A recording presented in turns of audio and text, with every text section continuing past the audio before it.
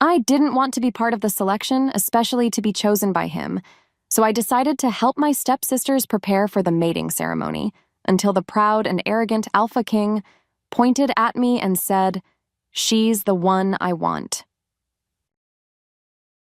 Chapter 1. I was never meant to be seen. That truth rang in Céline Dion's chest as sharp as a blade. She whispered it to herself while the mirror reflected not her face, but her stepsisters twirling in silks and glittering gems. The air inside their chamber smelled of rosewater and crushed pearls, heavy and sweet, as if every breath demanded she remember her place. Behind them, beneath them, forgotten. Still, she tightened the silver pins in Ariel's braids, even though Ariel hissed, "Careful, Céline. If you scratch me, the king will notice the scar." Céline swallowed the ache in her throat, as if he'll ever notice me at all. What followed was the sound of laughter, brittle and bright. Marissa, the elder stepsister, draped herself in a crimson gown and said, "He won't even see you, Céline. That plain blue rag you stitched, it's barely fit for scrubbing floors." Céline forced her hands steady.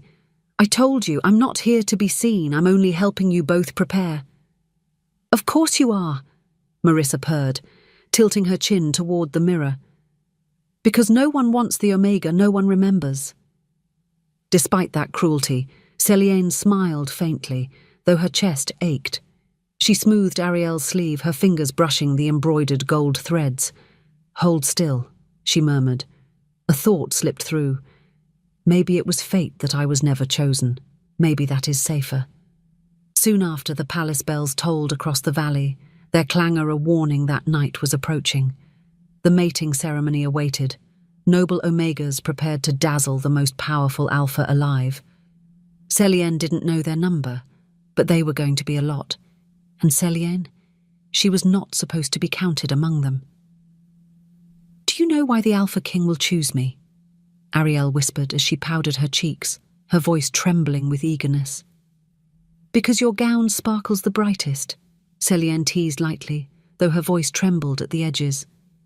"No," Ariel snapped, "because I deserve it. Because our bloodline may be faint, but it's noble still.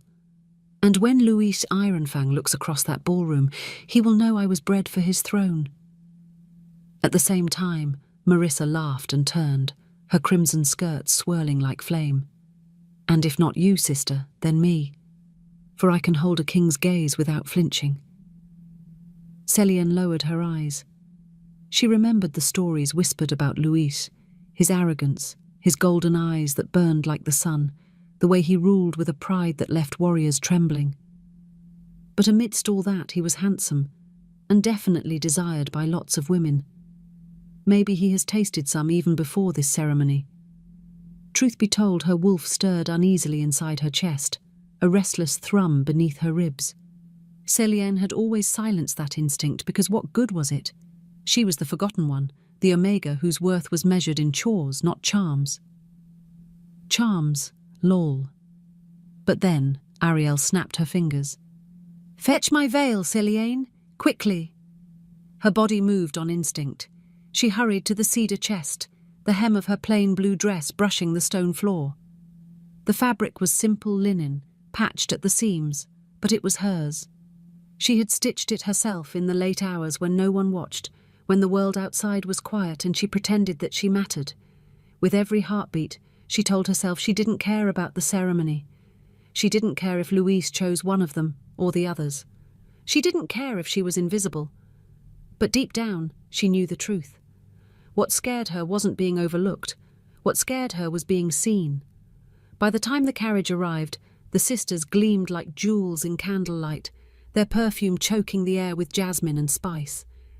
Céline climbed in after them, careful to keep her blue dress pressed close, away from their silks.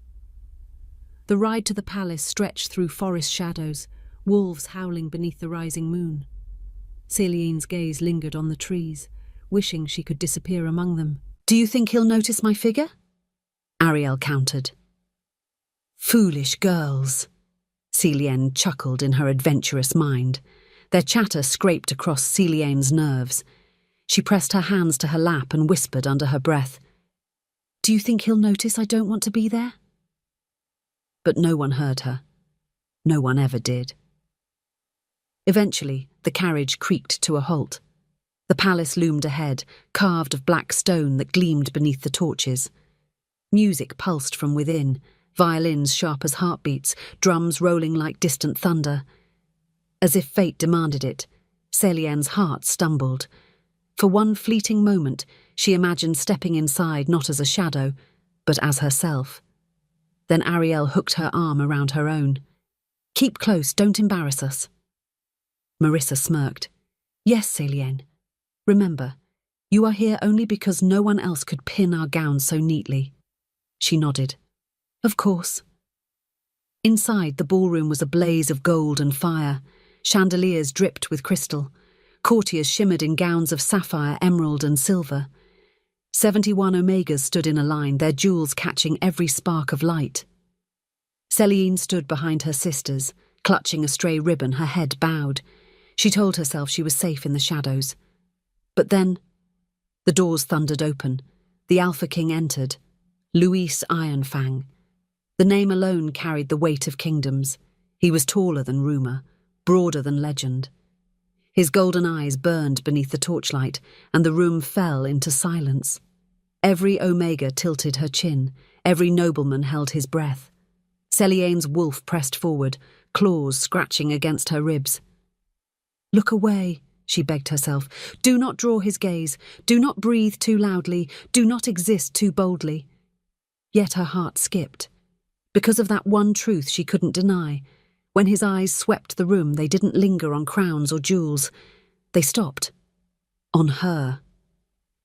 As if the world narrowed, Celienne felt her soul tremble. His stare pinned her where she stood in her plain blue dress, with ribbons clutched in her trembling hands. Her thoughts spun.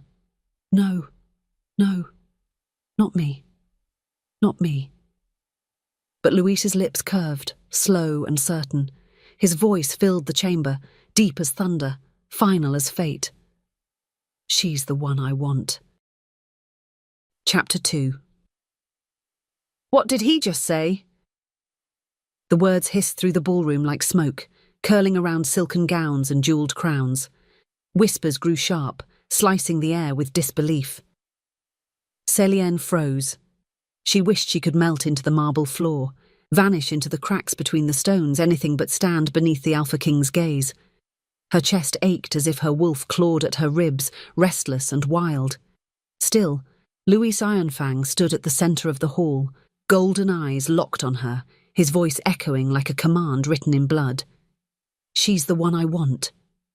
Moments later, the world erupted. Noblewomen gasped, their jewelled hands flying to their throats. Some sneered, others laughed in disbelief. Ariel's face twisted, powdered cheeks blotching red. Marissa's nails dug into Celienne's arm, sharp enough to draw blood. "This isn't funny," Marissa spat. "What trick did you play, Celienne? Did you poison his drink? Did you bewitch him with some cheap Omega charm?" Celienne's voice trembled. "I did nothing." "What's worse," Ariel cut in, "is that you don't even want this. You said so yourself. You said you didn't belong here." They were right. She had said that. Because it was true. Meanwhile, the courtiers began to murmur louder, their voices like a swarm of wasps. "She's no one. An Omega in rags. Unworthy, unthinkable." And just like that, the sting of humiliation burned her cheeks. No matter how hard she tried, she couldn't lift her head. "I should have stayed home. I should have hidden."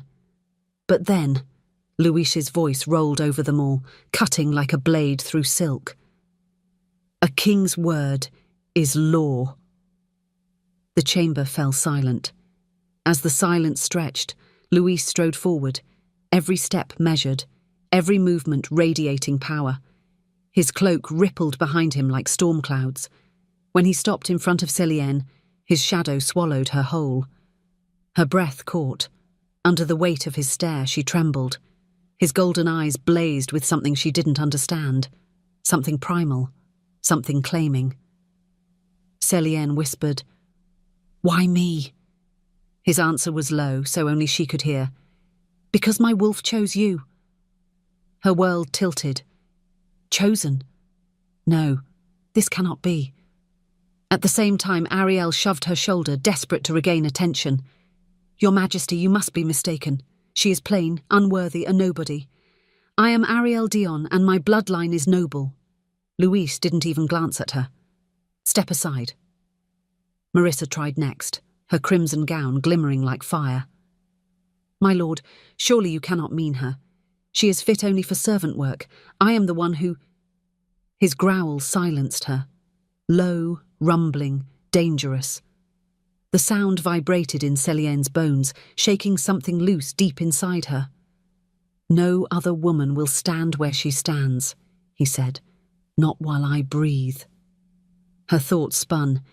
He can't mean this. He can't mean me. But every eye in the ballroom bore down on her now, and she knew there was no escape. Soon after, the ceremony spiraled into chaos. Nobles protested loudly, demanding Louise reconsider. This is madness, shouted one council member, face flushed with outrage. The throne requires an alliance. Choosing a servant girl is treason against tradition. Louise's jaw tightened, but he didn't release Celienne from his gaze. Tradition bends to me, he said coldly. Her knees nearly buckled. She wanted to scream that she didn't belong, that she never wanted this, yet no sound left her throat. Instead, whispers circled like vultures overhead. She bewitched him. She's carrying his child already. She bribed him. Rumours born from venom twisted fast, each one stabbing deeper than the last. By the time the music faltered and the councilmen whispered among themselves, Celienne's heart pounded so loudly she thought the walls must hear it. Marissa leaned in, her words like knives. You'll regret this, sister. Her wolf whimpered in her chest, torn between shame and something she dared not name. That night would not be forgotten. As the torches flickered and the ceremony fell apart, Louis extended his hand towards Celienne. His voice, softer now, slid over her like velvet. Come with me. Celienne's body moved on instinct, but her soul screamed in protest. She whispered harshly, I'll never be yours. Louis smiled faintly, golden eyes glinting. We'll see. Chapter 3. I have to get out. Celienne's breath trembled as the words formed only in her head, never daring to cross her lips. She backed away from the glittering throng, the smell of spiced wine and perfumed roses clinging to her skin like chains. Her stepsister's laughter sliced at her back, shrill and mocking, while nobles hissed like serpents in corners. Still, she clutched her plain blue skirts, pressing herself against the marble pillars that lined the hall. If she stayed still enough, maybe she would vanish again into the cracks of the palace, back into the shadows where she belonged. But then, a voice cut through the music, low and commanding. Celienne. Her name left his lips like a claim. Moments later, the ballroom stilled again. Nobles turned their heads, silk rustling like waves, and just like that, all escape melted away. Louis Ironfang prowled across the marble floor with the grace of a predator, his golden eyes never leaving her. Wolves moved like that, sure, inevitable, unstoppable. She wanted to shrink back, but her wolf stirred restlessly, as if the sound of his voice had tugged at some invisible thread binding them both. No, not me. Don't come near me. But with every step he took, her chest tightened. Meanwhile, Ariel leaned close to Marissa, her voice shrill and desperate. Look at her, standing there like she deserves it. I'll make him regret this. Patience, Marissa whispered, a dangerous edge in her tone. The Alpha King may choose in arrogance, but the council won't allow this scandal to last. She'll be thrown aside soon enough. Their words slithered through Celienne's ears, but she kept her gaze locked on the floor. Her pulse raced and heat rushed into her cheeks. They're right. He'll see this mistake. He has to. But then Louise stopped in front of her. The moment their eyes locked, the air thickened. Her wolf pressed forward, snarling at her own resistance. His gaze pinned her like sunlight burning through frost, merciless and bright. Her voice trembled. Don't look at me like that. His lips curved in the faintest smirk. Like what? Like I belong to you. Luis leaned closer, his voice a velvet snarl. That's because you do. Without warning, Celienne snapped back. You're wrong. You don't know me. You don't want me. You just want a toy to prove your power. Her words hung heavy in the charged silence, shocking gasps rising from the crowd. Instead of anger, Luis's smile deepened, slow and dangerous. A toy? No, little wolf. I want the one who dares speak to me like that in front of my court.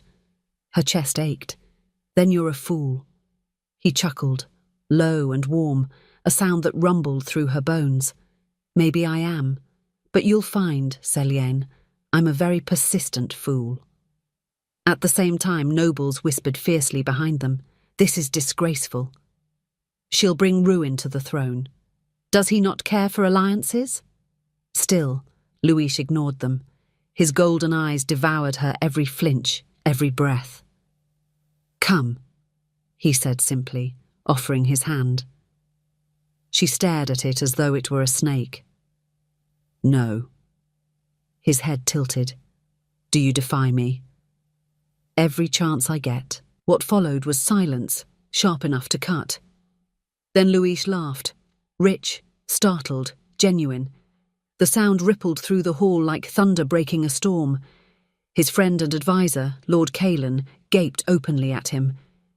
She defies you in front of all, Calen whispered. And you laugh? Luis leaned closer to his friend, though his gaze stayed locked on Celienne. Isn't she just lovely? Calen's brows shot up. My king, are you under a spell? Luis only smirked. Despite his arrogance, Celienne felt the ground tilt beneath her. His laughter wasn't cruel, it was alive, wild, dangerous. For a breath, she almost forgot to hate him. But then Ariel's voice rose, shrill with desperation. You're humiliating us all. This Omega doesn't deserve the throne. She doesn't even deserve your gaze. Celienne's cheeks burned hot. She whispered, Please, just let me go. Luis's hand hovered, patient, steady. If I let you go now, I'll never forgive myself. Fate doesn't give second chances. Her throat tightened. Fate? Or just his pride? The tension broke when a rival noble stepped forward. Lord Veyron, whose daughter glittered in sapphire near the front of the line. His voice boomed, sharp with fury. Alpha King, this choice dishonours us all. You cannot throw away alliances for a peasant in rags. Luis's growl shook the room. Watch your tongue. Veyron sneered. Or what? You'll sacrifice a kingdom for a pair of defiant eyes? In that moment, Luis stepped closer to Celienne, his presence overwhelming. Yes, I would. Her breath caught. The air thickened. And just like that, everything changed.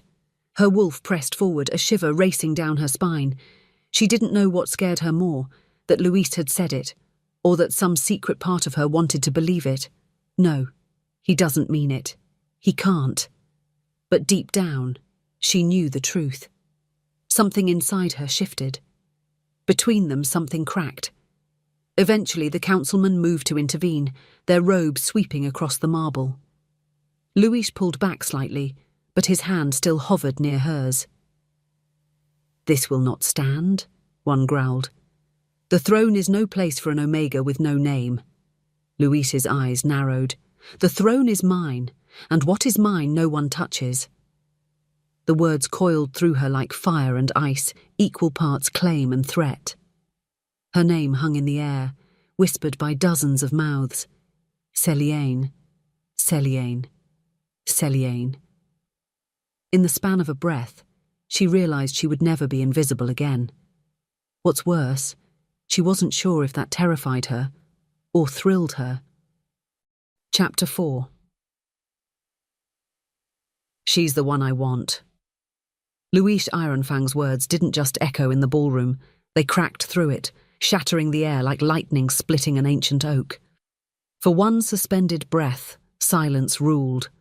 Chandeliers dripped golden light across rows of shimmering gowns, jewelled throats, and noble postures frozen into statues. Even the music died, as if the violins themselves gasped. And then, chaos. The sound of silk rustling, rings clinking against goblets, gasps spilling like water over stone. Voices, sharp and outraged, collided into a storm of disbelief. What did he say? He cannot mean her. Not the Omega in rags. Celine's breath caught hard in her chest. Her throat burned as if strangled by invisible hands. Her wolf pressed tight against her ribs, restless, agitated, but she refused to let it rise. No, he can't mean me. He can't. Yet Luis Ironfang, Alpha King, ruler of the realm, destroyer of armies, stood at the centre of the chamber with golden eyes locked only on her. Not on the heiresses bathed in pearls, not on the Omega daughters cloaked in silks worth a kingdom. On her. On the girl in the plain blue dress she had stitched by candlelight. Moments later, her stepsisters struck first. Ariel shrieked, her powdered cheeks blotching crimson. It's a trick! She bewitched him! Look at her! Look at her rags! She must have poisoned him with some potion! Marissa clawed Celien's arm, dragging her forward. Her nails dug so deep they broke skin.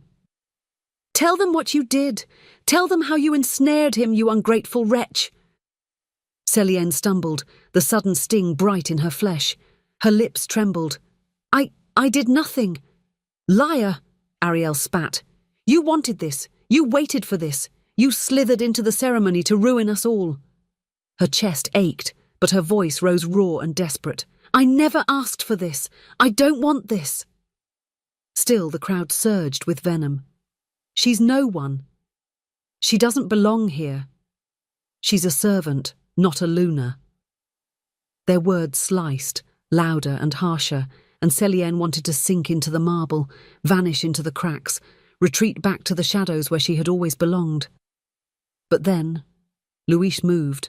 The Alpha King strode across the ballroom floor with the steady power of a predator, each step deliberate, measured, inevitable. His black cloak rippled like a storm cloud behind him, and the torchlight caught the edge of his golden eyes, burning hotter with each stride. The nobles fell silent as he passed, bowing their heads without realizing they had moved at all. His presence demanded it, commanded it. Celien's heart pounded so loudly she swore he could hear it. When he stopped before her, she felt swallowed whole by his shadow. Her voice trembled, small but sharp. Why me? His head bent close, his words low enough for her alone. Because my wolf chose you. Her world tilted violently. At the same time, Ariel scrambled forward, clutching at her jewelled skirts. Your Majesty, you must be mistaken. I am Ariel Dion. My bloodline is noble. Luis didn't so much as glance her way. His voice snapped like a whip.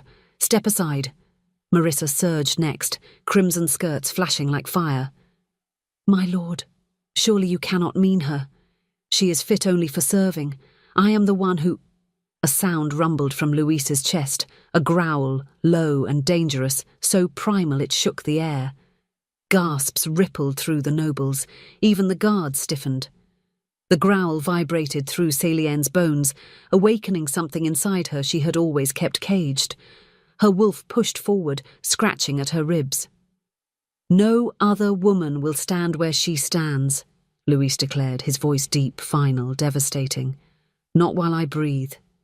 Celien's breath faltered. She wanted to scream, to claw, to run. Her chest ached with humiliation, with fury, with confusion so sharp it burned. You're wrong, she whispered. His golden gaze pinned her. Am I? Her voice cracked louder. Yes, you don't know me. You don't want me. You only want... Her words tangled in her throat. She didn't know what she meant to accuse him of. Power, pride, possession. Luis's smirk curved slow, dangerous. I only want what fate has already given me. Still, the nobles would not be silenced. Their outrage swelled again, a wave of angry voices battering the marble halls. This is scandal! He mocks our traditions. He shames the throne. The councilman stepped forward, red-faced and trembling with indignation. Your Majesty, one thundered, the throne requires alliances. Choosing a nameless girl is treason against every noble house represented here. Celien's breath caught. Yes, listen to them. He'll have to change his mind. He'll have to release me. But Luis's jaw hardened. He looked not at the council, not at the nobles, but directly at her. A king's word is law. And just like that, the chamber fell to silence. The weight of it crushed her chest. Her stepsisters stared at her with murder in their eyes. The nobles' glares burned like fire. The councilman bristled with insult, and Luis Ironfang, arrogant, unyielding, smirked as though he had won some private battle. His voice dropped lower, for her ears alone. You're mine now, little wolf. Her knees weakened. Because of that one whispered claim, everything she had feared became true. She would never be invisible again. Chapter 5. Take it back. Celien's voice, raw and trembling, cut across the ballroom like a blade made of glass. Fragile, sharp, and impossible to ignore. For a single suspended heartbeat, the scandal paused, the storm of voices dying to a stunned hush. Her wolf clawed inside her chest, frantic. What are you doing? But her pride screamed louder. She lifted her chin, though her cheeks burned. Her plain blue dress clung to her in the torchlight, a patch of shadow among jewelled gowns. Her stepsisters gaped as if she'd just cursed the moon itself. Take it back, Your Majesty, she repeated, her voice stronger this time. I won't be your Luna. Moments later, the nobles erupted again, seizing her words like fire to kindling. Did you hear that? She refuses him. She dares defy an Alpha King. This proves she bewitched him. No Omega would ever turn down such power. Ariel shoved forward, her jewelled veil slipping sideways. See? She mocks you. She mocks the throne. Choose again, Your Majesty. Choose someone worthy. Marissa added her venom, crimson skirts swirling as she sneered. This is shameful. She's an ingrate, a useless girl who stitched her own dress. She doesn't even want you. Her words stung like a lash. She's right, Celien thought bitterly. I don't want him. I don't. But the way Luis's golden eyes burned into her made her doubt her own denial. Meanwhile, the council seized the moment. One of the elder lords, his beard streaked silver, stepped forward. His voice rang deep and commanding. Your Majesty, this choice cannot stand. You dishonour the bloodlines gathered here. The throne is not for whims, it is for alliances. Cast her aside before your enemies use this against you. Others nodded furiously, voices layering into a choir of outrage. She brings no dowry, no lands, no title, no alliance, no worth. Every word landed like a stone in Celien's chest. She wanted to curl into herself, to disappear as she always had. But then Luis moved. Stillness rippled outward as he stepped closer, his boots ringing against marble. He moved like a storm contained in flesh, his cloak trailing like shadow. Be careful, he said softly, his voice laced with steel. You speak as though the worth of a mate can be measured in coin or titles. The councilman bowed stiffly but held firm. Then how else should it be measured? By rags? By insolence? Luis's lips curved faintly, dangerously. By fate. The single word rolled through the chamber with the weight of prophecy. Celien's breath caught. Her wolf stirred violently at that word, pressing harder, clawing against her ribs as if to howl. No, she whispered under her breath. Not fate. Not me. Luis's gaze slid back to her, sharp and unyielding. Yes, you. Her cheeks burned hot, fury and fear colliding until her voice broke free. I am not yours. I never will be. Do you hear me? You can command armies, you can command kingdoms, but you will not command my heart. Her declaration rang out, echoing off the vaulted ceiling. Gasps tumbled across the room, some scandalized, some thrilled. The crowd drank her defiance like wine. At the same time, Ariel clutched her chest dramatically. "She shames him before us all," Marissa sneered. "She'll be punished for this. No one spits in the Alpha King's face and lives unscathed." Celiane ignored them. Her pulse thundered in her ears. She didn't even know where the words had come from. They spilled out like wildfire, her pride burning too brightly to contain. Luis's expression didn't darken. It didn't soften either. Instead, he smiled. A slow, knowing smile that made her stomach twist. He stepped closer still until his presence filled her lungs. The scent of him, smoke, leather, and the faint metallic edge of wolf wrapped around her, dizzying. "You would rather fight me than stand at my side," he murmured, his voice low enough for only her. "You would rather bare your claws than bow your head." "Yes," she hissed. His smile deepened. "Good." Confusion tangled with rage inside her chest. "Good? You mock me." "I honor you," he cut in smoothly. "For every jewel in this hall craves the crown, but none dared speak as you just did. You don't want power, little wolf. You want freedom, and that makes you the only one strong enough to be queen." Her heart faltered. She hated that his words struck something deep. Meanwhile, the nobles grew restless again. "This is a farce. He humiliates us. He's blinded by lust." The councilman stepped forward once more, voice booming. "Your Majesty, with respect, this cannot be allowed. She has rejected you before us all. Choose another." Luis turned to him then, his golden eyes flashing. For a moment, the entire room seemed to shrink beneath the weight of that stare. His voice dropped like thunder. "A king's word is law." The silence that followed was absolute. No one dared breathe. Luis held Celiane's gaze as he spoke those words. Not the council's, not the nobles'. He said them for her. Her chest ached, her wolf trembled. She wanted to scream at him, claw him, flee from him. Instead, she stood frozen, her world narrowing to the arrogant, unyielding Alpha King who had just bound her fate to his, whether she willed it or not. Chapter 6. Celiane's heart hammered so hard she thought it might crack her ribs. The Alpha King's words, "A king's word is law," still rang in her ears, iron chains wrapped in gold. Around her, nobles muttered like vultures circling prey. Their eyes cut her open, stripping her down to nothing but scandal. "I can't breathe." She pressed trembling fingers to her blue skirts and turned sharply, slipping through the throng of whispering courtiers. If she moved fast enough, if she could just reach the shadows, maybe she could disappear again. Still, every instinct screamed she was being hunted. Moments later, she reached the edge of the hall. A guard shifted into her path, spear crossed before her chest. Celiane stumbled back. "Move," she whispered.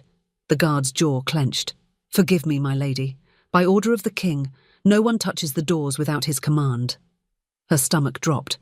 "I'm not his Luna. I'm not his anything." But the guard didn't lower his spear. "The order was clear. You stay." No, I won't." She spun on her heel, slipping behind a column, searching for another escape. Every doorway, blocked, every path, sealed. The ballroom had become a gilded cage and Louis Ehrenfang held the key. By the time she realized it, he was already there. "Going somewhere, little wolf?" His voice curled around her spine, rich and mocking. She froze, her back pressed to the cold marble. Slowly she turned. Luis leaned casually against the pillar, golden eyes lit with something between amusement and possession. He looked every inch the king, broad shoulders, dark cloak spilling like shadow, power radiating from him as if the air itself bent in his presence. Her breath caught. "Stay away from me." He tilted his head, as though studying a wild thing caught in a trap. "Why run? Didn't you hear me? You're already mine." Celiane's chest ached. Rage flared hot, sharp enough to slice through fear. "I'd rather mate a wolfhound," she spat, voice trembling but fierce. Luis's smirk widened, slow and predatory. "Then pray it bites as hard as I do." Her lips parted in shock, heat rushing to her cheeks. You arrogant. King, he supplied smoothly. Yes, I've heard. But tonight I'm more than that. Tonight I'm the wolf who chose you. Her pulse raced. I didn't choose you. No, he said softly, stepping closer. But your wolf did. Her body moved on instinct, pressing back against the pillar as he closed the distance. The scent of him, smoke, leather, steel, coiled into her lungs until she couldn't draw breath without breathing him. His golden gaze flickered over her face, pausing at the rapid flutter of her throat. You can fight me all you want, Céline. Snarl, claw, run. I enjoy the chase. Her voice broke into a whisper. This isn't a game. Everything is a game, he murmured, lowering his head closer. The question is whether you're strong enough to win. Her heart skipped. He's toying with me. He has to be. At the same time, the whispers of the crowd carried faintly from the ballroom. Nobles murmured of disgrace, of scandal, of threats to alliances. Her stepsisters' shrill voices echoed among them. She'll never survive this, Ariel sneered. She'll crumble under the weight of the throne, Marissa added. Their venom clawed at Céline's pride. Maybe they're right. Maybe I'll crumble. But Louis's gaze dragged her back. His voice dipped lower, intimate, dangerous. You think I picked you to shame you? No. I picked you because the moment I saw you, my wolf roared mine, and no law, no noble, no council will ever change that. Her chest tightened. You don't even know me. His smirk softened into something else, something almost raw. Then let me. Without warning, her wolf surged, pressing against her chest as though answering his words. She bit her lip, forcing it down. No, don't betray me now. Don't answer him. Louis's gaze caught the movement of her mouth, and his smirk curved again. Careful, little wolf. You bite your lip like that, and I might forget we're not alone. Her cheeks flamed. You're insufferable. And yet, he said smoothly, you're still here. Her voice cracked. Because your guards won't let me leave. Louis chuckled, low and warm. True, but I think deep down you'd have stayed anyway. Her throat closed. You don't know anything about me. I know enough, he murmured. In the stillness that followed, their eyes locked. For one dangerous moment, the ballroom noise faded, the torches dimmed, and the entire world narrowed to the space between them. Her heart skipped. His chest rose slow, steady, deliberate, as if daring her to match his breath. She whispered, I hate you. Louis leaned closer, his lips near her ear, his voice a velvet growl. Then hate me from my side, because you're not leaving it. Her breath caught, sharp and trembling, and just like that, she knew she was trapped in his orbit. Chapter 7. You sit here. Louis's hand, broad, steady, unyielding, pressed lightly at the small of her back, steering her toward the high table. The weight of 1,000 noble eyes burned holes through her plain blue dress. As Céliane stumbled into the chair he pulled out for her, her heart pounded. I don't belong here. I don't belong anywhere near here. But then, Louis sat beside her, and the entire hall seemed to tilt. Moments later, the first dish arrived. A servant placed a silver platter before her, steam curling from roasted venison scented with rosemary and wild garlic. Her stomach tightened, not from hunger, but shame. Nobles whispered down the long table, their glares cutting sharper than any knife. She looks like a frightened rabbit, not even dressed properly. She'll soil the crown before it touches her head.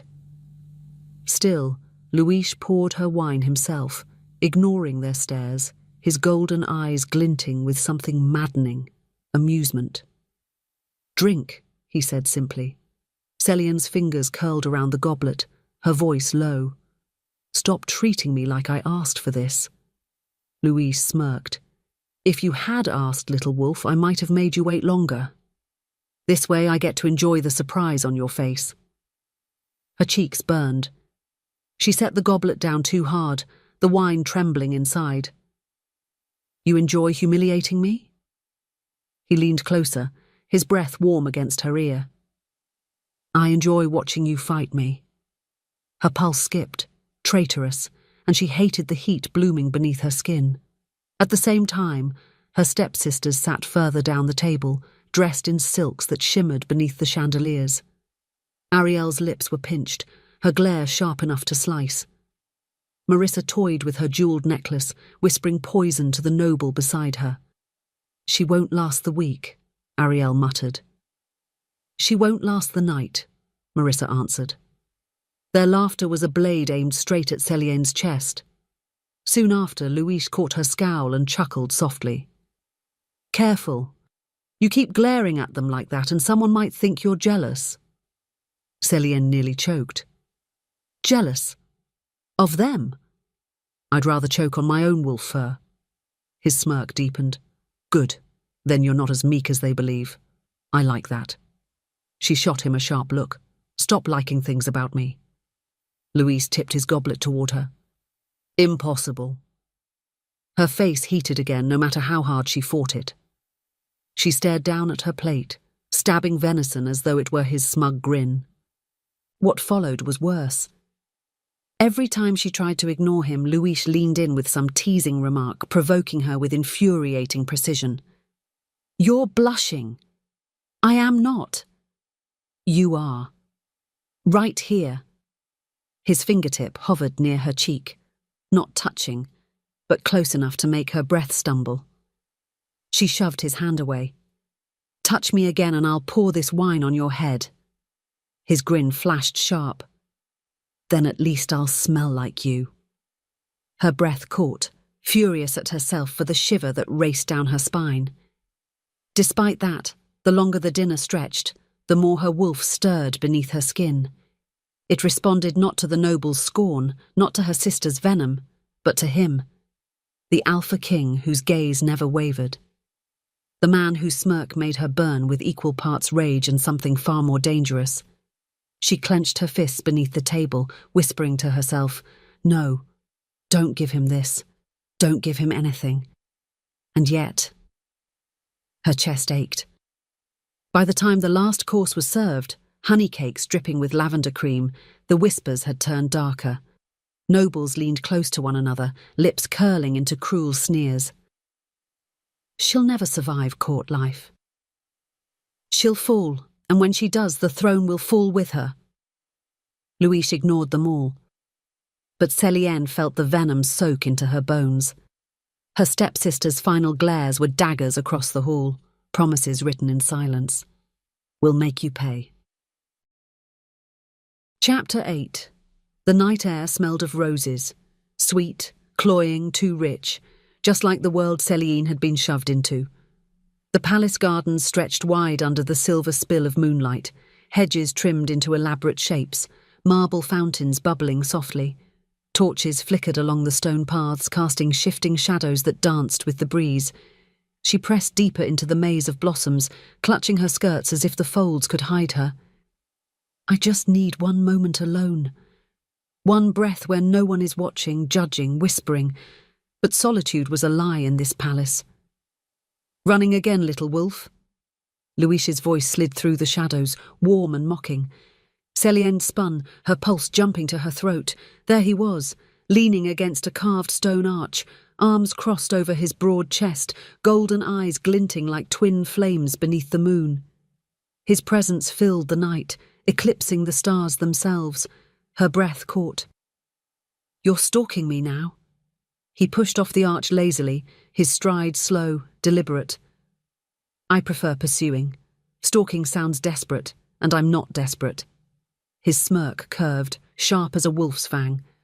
I always get what I want. Celienne's chest tightened. Fury rose to shield the ache beneath. She reached for the nearest thing her hand touched, an iron pair of pruning shears left beside a rose bush. She lifted them between them like a blade. Touch me again, she snapped, and I'll prune more than roses. For a heartbeat, silence stretched, thick with tension. Then, Louise laughed. Rich, low, genuine. It rolled through her bones, rattling her composure. He stepped closer, tilting his head. Careful, I like a woman with sharp hands. Her cheeks burned. She tightened her grip on the shears. You think this is funny? I think, he said smoothly, that every time you bare your claws, I fall a little deeper. Celienne's chest ached. Anger tangled with something far more dangerous, far more traitorous. Fall deeper? Don't make me laugh, she muttered, heat rising to her face. Louise leaned in just enough for his shadow to cover her. Then laugh. Your laughter would sound better than all the music in that cursed ballroom. Her breath stuttered. She wanted to shove him, scream at him, but instead a strangled laugh broke free. Sharp, reluctant, half a challenge. And his smile widened as if she'd gifted him the world. At the same time, the garden held its breath. The rustle of leaves, the hum of crickets, even the burble of the fountain seemed to hush. The world narrowed to the two of them, the shears trembling in her grip, the golden fire in his eyes. Her voice trembled, though her words struck firm. You don't know me. You don't want me. This is some twisted game you're playing. Louise's gaze softened, though his smirk lingered. You're wrong. This isn't a game. Then what is it? His answer came low, a growl wrapped in velvet. It's fate. Your wolf knows the truth. You're mine. Her heart skipped. For a fleeting, terrifying moment, her wolf surged forward inside her chest, answering his words. The bond pulsed faintly, as if tugging at some invisible thread between them. She clamped down hard, choking it back. Don't you dare speak for my wolf. Louise's smirk curved slower now, more dangerous. I don't need to speak for her. She already speaks to me. Her blood chilled. You're imagining things. Am I? He stepped closer, his breath brushing her cheek. Tell me you don't feel it. Tell me and I'll walk away. Celienne's mouth opened. Her pride screamed to spit the words at him. But nothing came out. Because deep down, in the span of a breath, she knew the truth. She did feel it, and that terrified her more than anything. To make things worse, Louis saw her silence and smiled in victory. You can't deny it, he murmured. Not forever. Her hand trembled, shears wavering. I'll fight you every step. His eyes glinted, golden fire burning hotter. Good. I like a challenge. What followed was a silence thick with things unsaid. The moon cast silver light across his features, sharpening the strong lines of his jaw, the proud arch of his nose. He looked every inch the Alpha King, untouchable, dangerous, impossible to resist, and she hated him for it. Her voice cracked. Why me? Out of 71 women, why me? Louise's smirk softened, though his eyes never wavered. Because when I walked into that ballroom, I didn't hear the music. I didn't see the jewels. I only saw you, standing there in that blue dress, trying so hard to be invisible. And I knew. Her chest ached. Knew what? That you were the only one who could ever see me. Celienne's breath caught. For one heartbeat, she forgot her anger. She forgot her shame. She only felt the weight of his words, the sincerity beneath the arrogance. But then reality crashed back. She shoved him away with the shears. You're insane. Louise let her push him, chuckling low. Maybe. But I'm your insane. Her cheeks burned hotter than the torches. She turned on her heel, storming deeper into the garden. But even as she fled, his voice followed, soft and certain beneath the moonlight. You'll see, little wolf. Sooner or later, your wolf will choose me again. Meanwhile, hidden among the hedges, Ariel and Marissa exchanged sharp looks. She laughs with him, Ariel hissed. She dares laugh. Marissa's smile was poison. Then we'll make sure her laughter dies. If seduction fails, ruin will do. The moonlight cast their faces in shadow, their whispers dripping with venom. Chapter 9. The council chamber reeked of smoke and power. Torches burned high against black stone walls, their flames licking upward like hungry tongues. Massive banners hung between carved wolf emblems, each one bearing the Iron Fang crest. The long oak table gleamed in the light, crowded with lords and alphas from every corner of the realm. And Celienne. She sat stiff in a chair beside Louise, her plain blue dress woefully out of place among the jewelled robes and gilded armour. Her skin prickled beneath their stares. Every breath she took carried the weight of their contempt. I don't belong here. I never will. But then Louise's hand brushed hers beneath the table, steady, claiming. He didn't look at her. He didn't need to. The touch alone told her, "You're mine. Stand tall." She yanked her hand back, her heart thundering. Soon after, the first argument began. A rival alpha from the northern claw pack stood, his furs draped over broad shoulders, his beard bristling like a storm cloud. His name was Vaylor, infamous for his temper, and his eyes burned as they fixed on her. "This is what you bring us," his voice boomed across the chamber. "A nameless girl in rags, seated where queens should sit. It's an insult to every house represented here." The chamber erupted in murmurs, nods of agreement rippling down the table. Celienne's throat closed. Her wolf pressed restlessly inside her chest, but she bit down hard on her tongue. "Stay silent. Don't give them reason to laugh louder." But Vaylor wasn't finished. "She is weak," he growled. "She has no lineage, no alliances, no strength in her blood. She's a servant girl, nothing more. If this is the Luna you place before us, then the throne is already rotting." Her chest ached. Shame burned her skin hotter than fire. She looked down, gripping her dress so tightly the seams strained. Louis rose halfway from his chair, golden eyes blazing. "Watch your tongue, Vaylor." But before he could finish, Celienne's voice cut across the chamber. "Enough." The single word, sharp and trembling, hung in the air like a thrown blade. The chamber stilled. Dozens of eyes snapped to her. Even Louise froze, lips parted, caught off guard. Her chest heaved, but she forced herself to meet Vaylor's glare. "You think I'm weak because I don't wear jewels? Because my dress isn't stitched in gold? Because my name isn't carved in your records?" Her voice shook, but her words sharpened with each breath. "Strength isn't in crowns or titles. Strength is surviving every day in a world that wants you invisible. And I've done that my whole life." Silence roared. The rival alpha's jaw tightened. His eyes narrowed, but he didn't speak. For the first time, his certainty wavered. Celienne's pulse hammered, but she pressed on, even as her knees threatened to give way. "You look at me and see nothing. But remember this. Sometimes it is the ones you overlook who bite the hardest." Her wolf surged inside her, answering her own words with a growl that vibrated in her chest. In that moment, Louis leaned back in his chair, golden eyes fixed on her with something unfamiliar. Not arrogance, not amusement.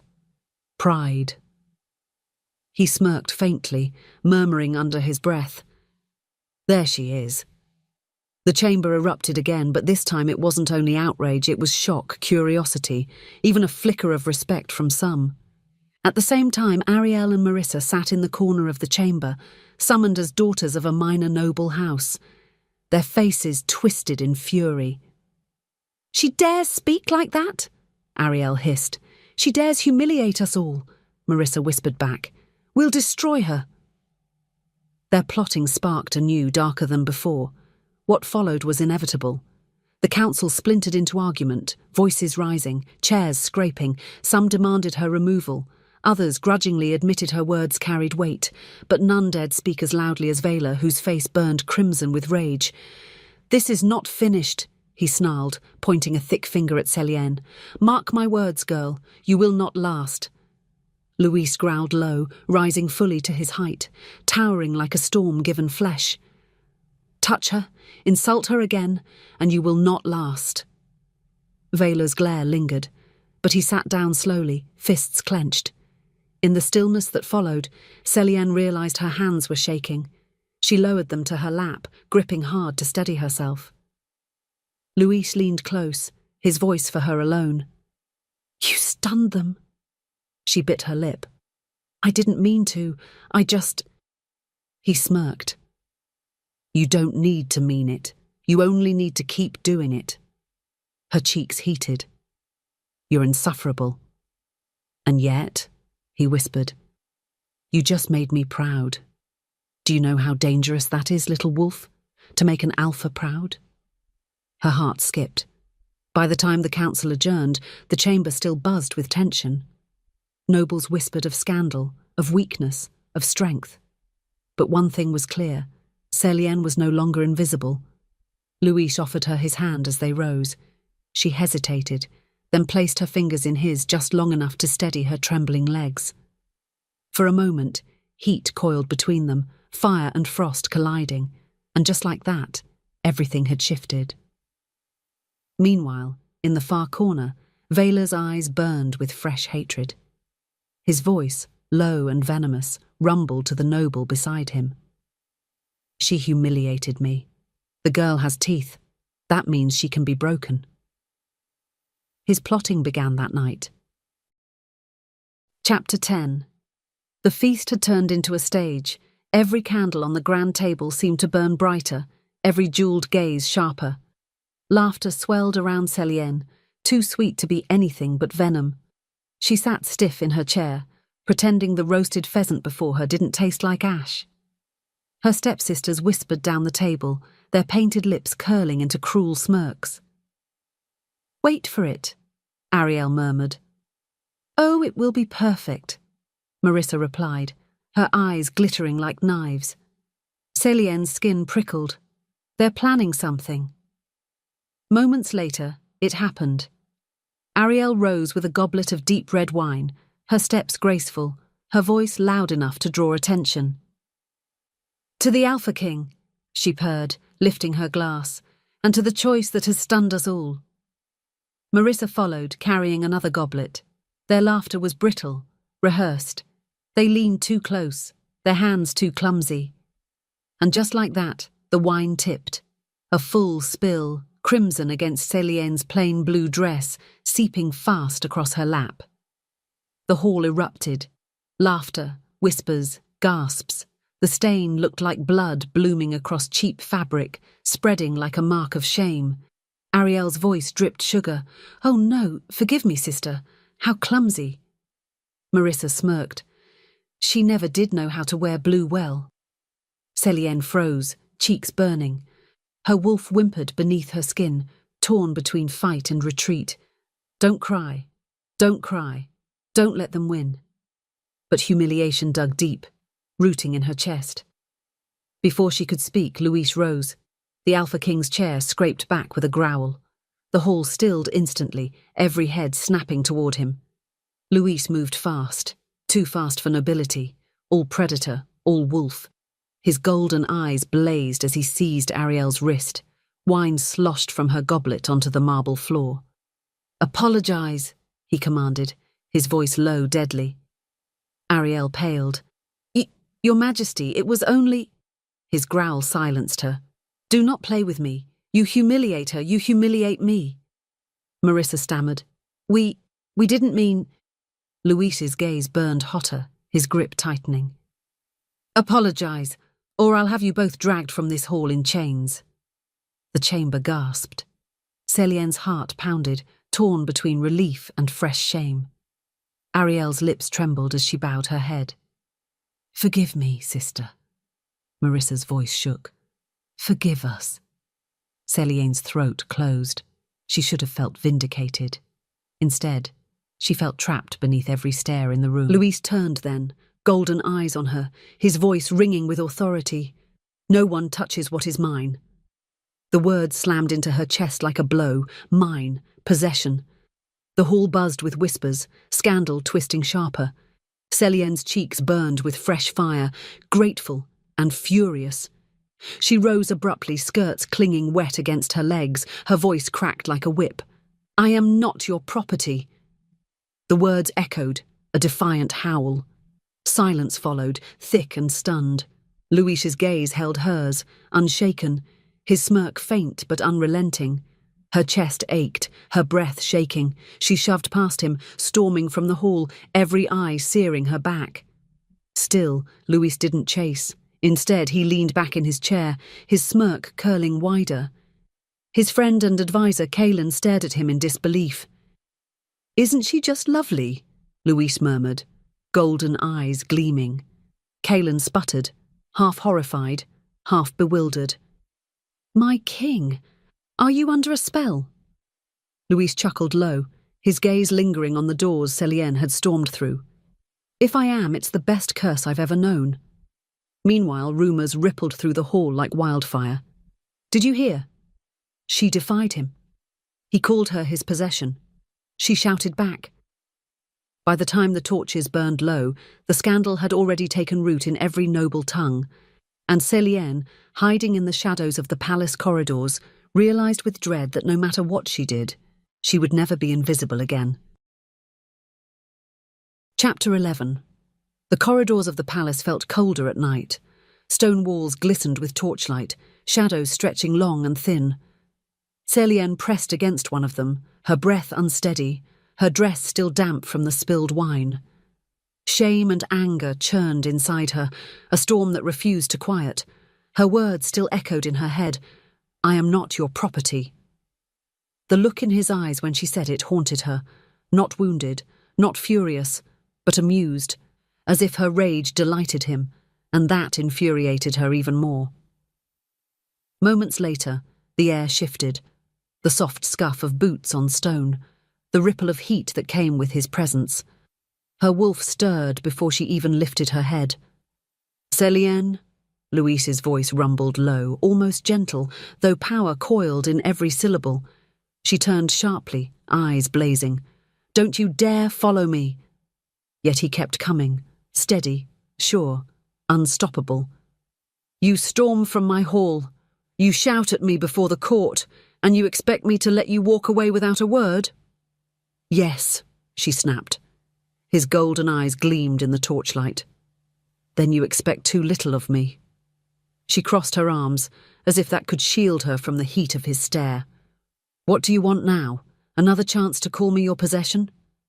Luis stopped close enough that the scent of him, smoke and steel and something darker, wilder, wrapped around her.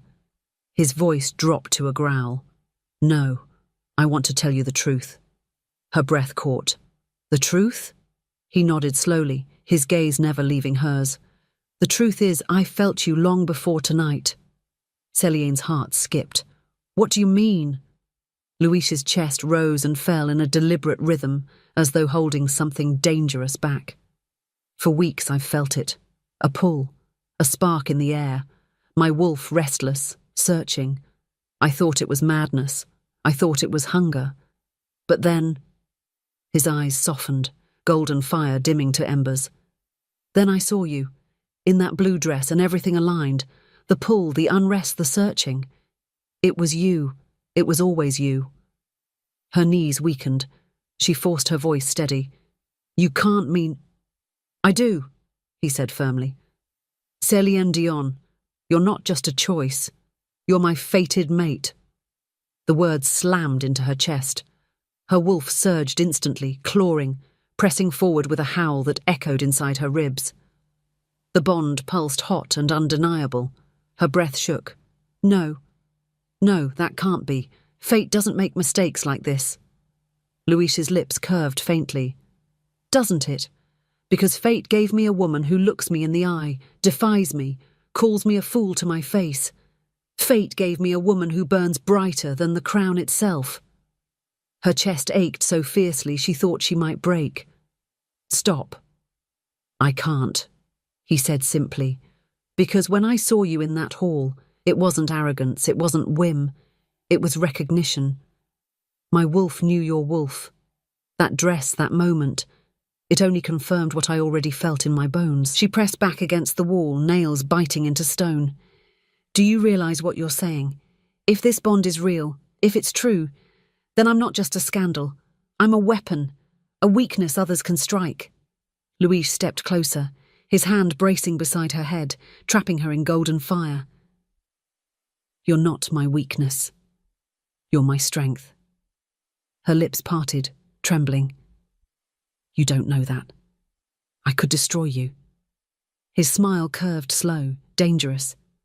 Then destroy me. I'd rather fall by your hand than reign without you. The silence that followed burned hotter than any words. His eyes devoured hers, fierce and unrelenting, as if daring her to keep denying what her wolf already screamed. Her heart pounded, her breath trembled. She wanted to push him away, to spit more defiance, but her wolf betrayed her, pressing forward, aching for his touch. Luis's hand lifted, fingertips brushing a damp streak of wine across her dress. His voice dropped to a whisper. This blue, it's the colour I'll always see when I think of fate. Her throat tightened. Still, she forced a laugh, sharp and brittle. You're insane. Luis smirked faintly. Maybe, but my insanity is truth, and one day, little wolf, you'll admit it too. She shoved past him, her pulse racing, fury tangled with fear and something deeper. Don't count on it. Yet even as she stormed down the corridor, his voice followed, steady, certain, searing. You can deny me, you can fight me, but fate doesn't care for your pride. You're mine, always. Meanwhile, outside the chamber walls, nobles whispered in hidden corners. The king has lost his mind. He claims she's fated? Impossible. Or worse, true. And if it's true, we're all in danger. By the time the torches burned low, word had already spread beyond the palace, and rival kingdoms sharpened their blades. Chapter 12. The palace at night was never silent. Even when the torches guttered low and the great hall stood empty, whispers lingered in the corridors, drifting through cracks in doors, slipping beneath tapestries. The walls carried secrets, and Celienne had learned quickly that if she wanted truth, all she needed to do was listen. Tonight she wished she hadn't. She had slipped away to the east wing, seeking escape from the weight of Luis's words. You're my fated mate. Her wolf still trembled, restless, aching, and she needed space to breathe. But as she moved past a carved oak door, voices pricked sharp against her ears. She froze, her instincts urging stillness. The girl is the key, a low male voice whispered. The Alpha King's pride makes him reckless. He parades her, claims her before the court. If she truly is his fated, then she is his weakness. Celine's heart stopped. Another voice, female, clipped, venomous, answered. We use her, we break her, we break him. He cannot fight 3 kingdoms if his Luna is torn from him. Her chest ached. She pressed closer to the stone wall, breath shallow, desperate to hear more. Moments later, a third voice spoke, one she recognized with a chill. Vela, the Northern Claw Alpha. He threatened me in council, he growled. Before my pack, before every noble, I'll repay the insult in blood. And if that means dragging his little Omega through the mud, so be it. She'll beg for mercy before I'm finished. Celine's stomach twisted, her wolf pressed against her ribs, growling in defiance. But fear strangled her throat. They'll come for me. Not because of who I am, but because of who he says I am. To make things worse, Ariel's voice slid into the chamber, syrup sweet, venom beneath. My sisters and I know her best. She is soft, timid. She'll crumble quickly. Let us help. We can push her, corner her, show the king what a fool he is. When she breaks, he breaks. Marissa's cruel laugh followed. He'll cast her aside once he sees her weakness. He must. Celine's hands shook where she clutched her skirt, her stepsisters, her own blood, feeding her to wolves. The silence stretched. Then Vela snarled, Do it. We'll give the girl one chance to prove she isn't the king's ruin. If she fails, she's ours. The room filled with low agreement, the scrape of goblets, the promise of betrayal sealed. Celienne stumbled back from the door, her pulse thunderous. In the span of a breath, her world tilted. Luis's confession still echoed. You're my strength, not my weakness, but the truth unravelled bitterly. She was already a weapon in her enemy's hands, already a target they could strike. If I stay, he bleeds. If I leave, Maybe he survives. Her chest ached. Tears pricked hot at her eyes, but she blinked them away. No matter how hard she tried, she couldn't shake the image of him, Luis, strong and unyielding, laughing in the face of threats. But what if the threats weren't aimed at him? What if they struck through her? She didn't know what scared her more. Losing him, or watching him fall because of her. That night, she slipped into the palace gardens. The moon cast pale silver across the roses, the fountains whispering soft as breath. She sank onto a bench, clutching her arms around herself. Her wolf stirred, restless, whispering of him, of bond, of fate. But Celienne pressed it down. "No," she whispered to the night. "If I'm his fate, then maybe my fate is to save him, even if it means leaving." The thought carved her chest open. The very idea of walking away from him, those golden eyes, that infuriating smirk, that strength that made the world tremble, hurt worse than anything her sisters had ever done. But maybe it was the only way. Still, the garden air carried his scent faintly. Smoke, leather, wolf. And she hated herself for wanting it, for breathing it in as if it might be the last time. Her heart whispered, "Stay." Her pride whispered, "Run." Her wolf whispered, "Mine." And just like that, she realized she was trapped no matter what choice she made. Meanwhile, deep in the council wing, Kaelin, Luis's friend, leaned toward him in private. "My king," he said carefully, "do you see it? The danger? They'll strike through her. They already whisper." Luis's jaw clenched. "Let them whisper." "Whispers turn to blades," Kaelin pressed. "If she is truly your fated mate, then she is both your greatest power and your greatest weakness." Luis's eyes darkened. Golden fire banked but not dimmed. "She is no weakness. And if they try to touch her..." His voice dropped to a growl. "They'll learn what it means to bleed." Chapter 13. The palace was asleep. Moonlight spilled silver across stone courtyards, the fountains hushed, the roses bending softly in the night wind. Every shadow stretched long, every sound sharpened, the scrape of boots, the flutter of distant wings. Celienne moved quietly, skirts gathered in her fists. Her bare feet kissed the flagstones in silence. She kept her breathing shallow, her heart pounding as though it wanted to betray her to the guards. She had one thought, one desperate plan: leave before it's too late. Moments later, she reached the eastern gate. The iron bars rose high, the lock heavy. She pressed trembling fingers to the cold metal. If I can get past this, if I can run far enough, maybe they'll turn their eyes from him. Maybe I'll save him. Her chest ached. She didn't want to leave, not truly. Every step away from him felt like pulling bone from flesh. But she couldn't forget what she'd overheard. Her sisters plotting, rival alphas whispering, enemies sharpening blades. If staying meant becoming his weakness, then she would vanish before dawn. But then, a shadow detached from the wall. "Running again, little wolf?" Her blood froze. Louis stepped into the moonlight, tall and steady, his cloak trailing like a storm cloud. Golden eyes burned hot, catching every glint of silver light. His voice was quiet, but it carried like thunder. "You think you can leave me?" Celienne's chest heaved. She spun, fists clenched, fury shielding her fear. "You won't cage me." Louis advanced slowly, like a predator closing distance. "It's not a cage, it's fate." Her voice cracked. "Fate feels like chains." Still, he kept coming, until he stood close enough that the heat of his body wrapped around her. His eyes searched hers, fierce and unyielding. "You heard something," he said softly. "Something that made you run." Her lips trembled. "I heard enough." Louis tilted his head, studying her as if she were the only star in a dark sky. "Then tell me." She shook her head, tears pricking. "They'll use me, Louis. They'll break me to break you. If I stay, I'll destroy you."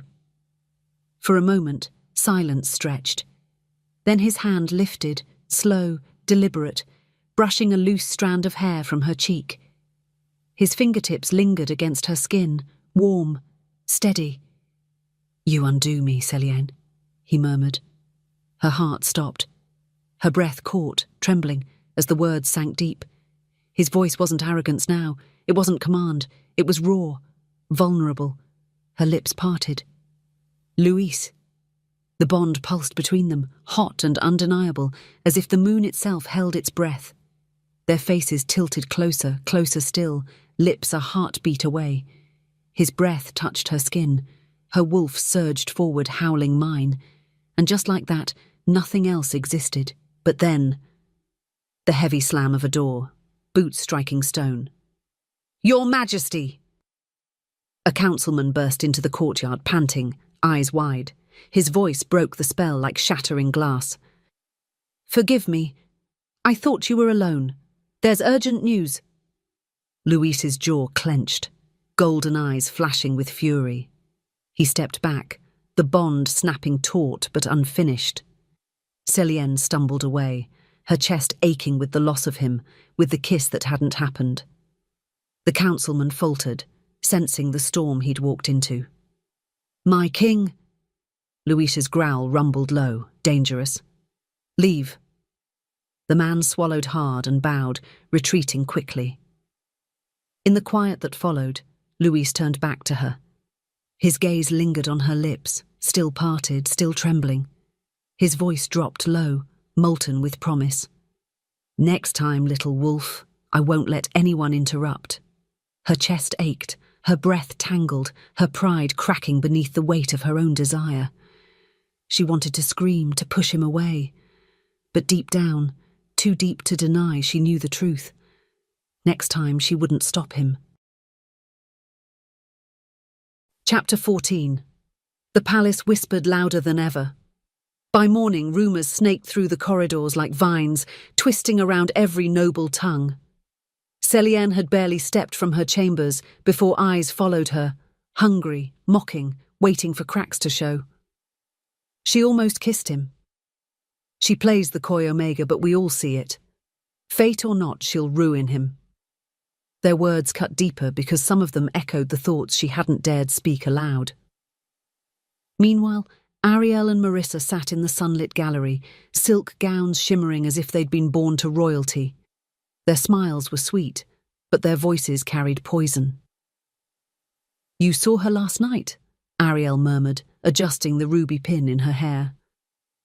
"The way she leaned into him. Desperate. Shameless." Marissa smirked. "And the way he looked at her, as if she bewitched him. He's not thinking clearly." Their companion, a foreign envoy from the rival Ironclaw alliance, leaned forward. His cloak of wolf fur brushed the marble floor, his eyes sharp with interest. "Bewitched, you say?" Marissa lowered her voice, conspiratorial. "Of course. It's the only explanation. Our sister has always been plain, timid. Yet somehow she ensnared him. She must have used some charm.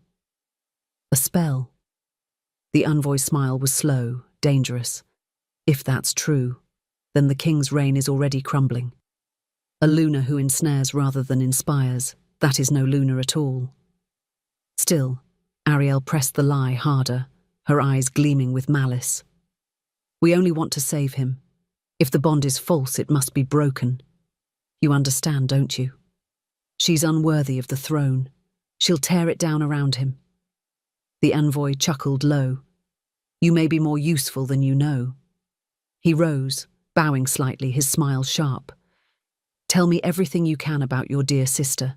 If she is his weakness, then she is our weapon."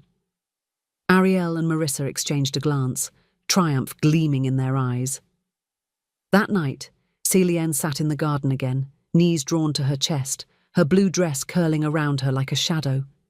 She couldn't shake the way whispers followed her all day, whispers that stung sharper because they sounded rehearsed. "They say you bewitched him. They say you tricked fate." Her throat closed. "It's them. I know it's them. Her stepsisters. Her own blood. Moments later, Luis found her. His presence filled the air before he spoke, golden eyes glinting in the torchlight. They spread lies, he said simply. Celiane flinched, looking up. You heard? Every word. His jaw tightened, his voice low and dangerous. They feed poison to my enemies. They think I'll tolerate it because they're your kin. Her chest ached. They're not my kin. Not anymore. Luis crouched before her, his gaze burning into hers. Say the word, Celiane, and I'll strip them of title and name. I'll have them flogged before the court if you wish it. Her breath caught. His power was real, raw, absolute. But she shook her head. No, that's what they want. To make me look cruel. To prove I don't belong.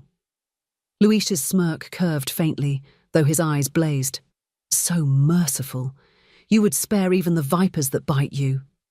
She looked away, her voice trembling. It's not mercy.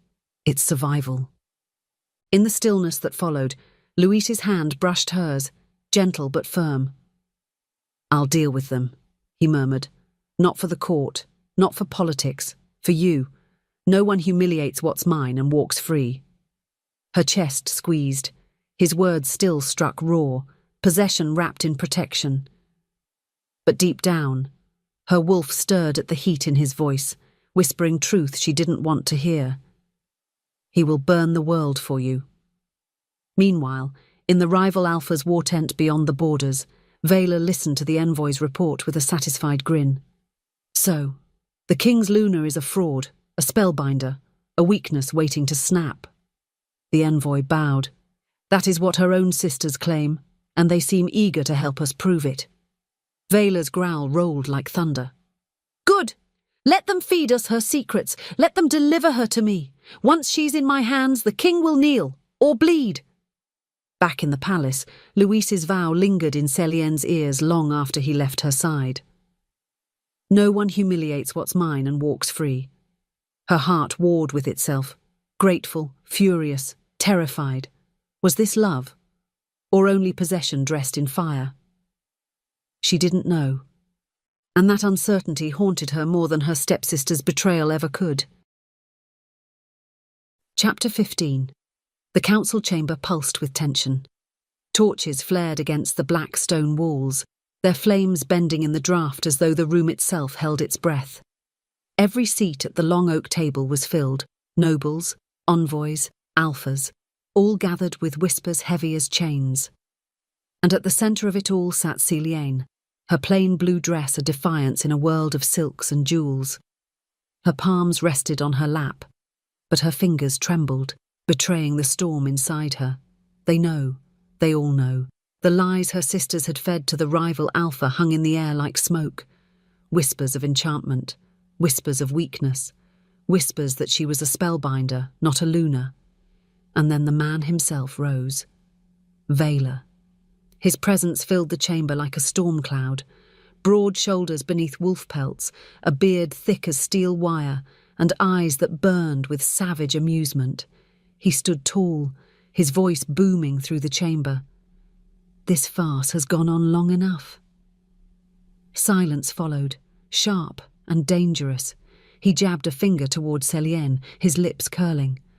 That girl does not belong at your side, Luis. She is no queen. She is no Luna. She is a trick, a spell. She bewitched you, and I will prove it. Celiane's chest constricted. She gripped her skirt so tightly the threads strained. Stay silent. Don't let him see you break. But Vela wasn't finished. I claim her, he growled. By the old law, I challenge your bond. If she is truly unbound, she will answer my wolf, and if she does, she is mine. Gasps rippled through the chamber. Nobles shifted, whispers hissing like snakes. Celiane froze. Claim me? Here? In front of everyone? Her wolf recoiled, snarling inside her chest. Every instinct screamed danger, humiliation, ruin. But before she could speak, the table trembled. Luis rose. Golden fire blazed in his eyes, his aura crashing over the room like a wave. The air thickened, heavy, suffocating. Every alpha present stiffened under the weight of his dominance. Some lowered their heads instinctively, others clutched the arms of their chairs, struggling to breathe. Luis's growl rolled low, deep, primal. "You dare," Vela sneered. "By the law, I have the right." "By my law," Luis cut in, his voice a thunderclap. "You have nothing." The chamber shook, the torches flared higher. His wolf pressed forward, flooding the room with raw dominance. Celiane's heart pounded, caught between terror and awe. Still, Vela forced a smirk, though sweat beaded his brow. "You protect her too fiercely. That proves it. She has bewitched you. A true alpha would not fear a test."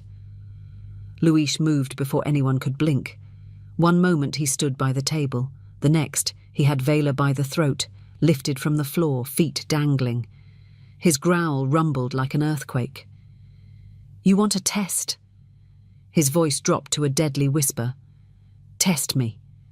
Vela's face reddened, his hands clawing at Luis's grip. The chamber erupted in shouts, but no one dared move.